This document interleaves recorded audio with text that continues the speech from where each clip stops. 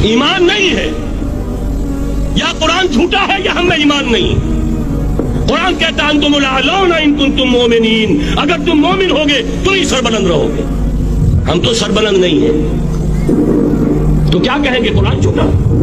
ایمان نہیں ہے۔ ہمیں موروثی عقائد مل گئے ہیں اپنے والدین سے، ہم by birth accident of birth مسلمان ہو گئے ہیں۔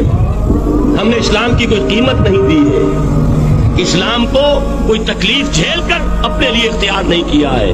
پہلا مرحلہ ہے یا ایھا الذین آمنوا آمنوا باللہ ورسولہ والکتاب الذی نزل علی رسولہ، اے ایمان والو ایمان لاؤ۔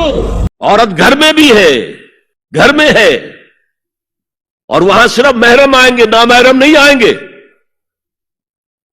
محرموں کی اتنی لمبی لسٹ دی گئی ہے، اللہ نے کس لیے دی ہے؟ کیا قرآن مجید میں لفاظی ہے؟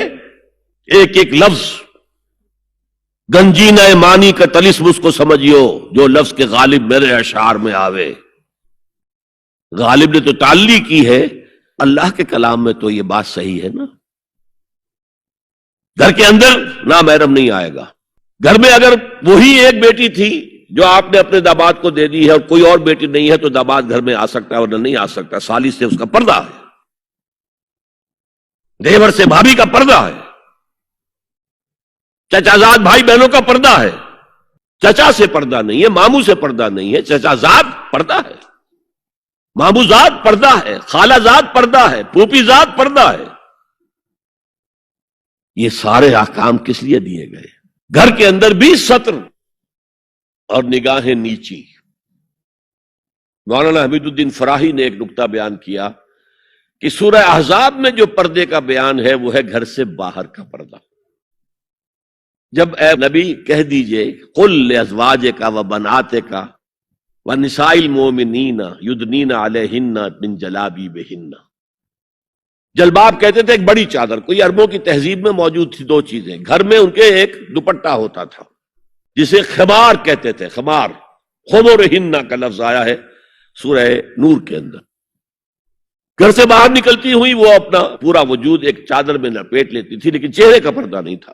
اب فرمایا گیا اے نبی اپنی بیویوں سے اور اپنی بیٹیوں سے اور اہل ایمان کی بیویوں سے، اب بات آگے بڑھ رہی ہے، اہل ایمان کی بیویاں شامل ہو گئی، اس لیے کہ تو ساری بات ہی ازواج مطہرات سے جو ہو رہی ہے، اس لیے ہو رہی ہے کہ وہ اسوہ بنے مسلمان خواتین کے لیے۔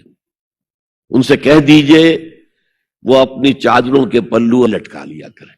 یہ جو گھونگھٹ کا تصور بعد میں ہوا ہے، اور اس میں بھی کیسے کیسے احکام دیے گئے۔ لباس وہ پہنو جو ڈھیلا ہو، تنگ نہ ہو، ٹائٹ نہ ہو، تو جسم کے نشیب و فراز کو واضح کر رہے ہو، اتنا باریک نہ ہو کہ جسم جھلک رہا اس میں سے۔ اور اس پر اضافہ وَاضْرِبْنَا بِخُمُرِهِنَّ عَلَى جُيُوبِهِنَّ، اپنے گریبانوں کے اوپر اپنی روڑنیوں کے، یہ خمار آ گیا کہ اوڑھنی ہوتی ہے، اس کے بکل مار لو، تاکہ نسوانی حسن کا ایک بڑا حصہ ہے یہ چھاتی جو ہے، اس کو اور ایک کور ایڈیشنل مل جائے۔ کرتا تو ہے ہی، لیکن وَاضْرِبْنَا بِخُمُرِهِنَّ، خمار کی جمع خمر۔